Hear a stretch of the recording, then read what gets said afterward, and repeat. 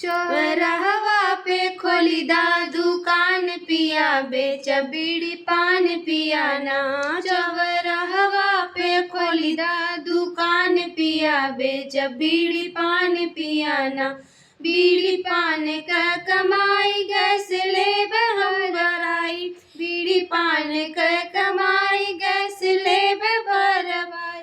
हमसे चूल्ही पर रोटी ना सेकाई पिया गैस दा भराई पिया ना।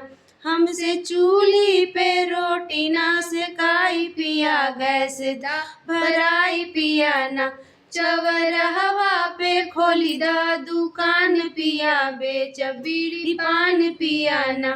बीड़ी पान का कमाई हर वाले हम बनाई। बीड़ी पान का कमाई हर वाले बनवाई। सोनवा के आयल महंगाई पिया हार दा बनाई पिया ना।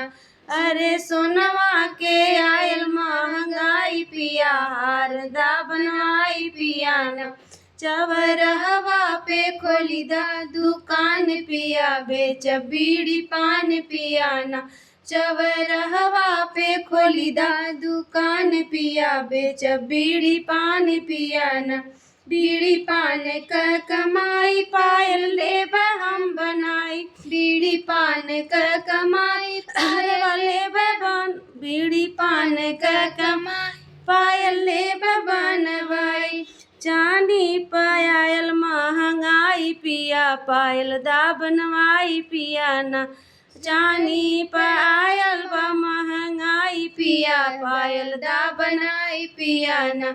चौराहवा पे खोली दा दुकान पिया बे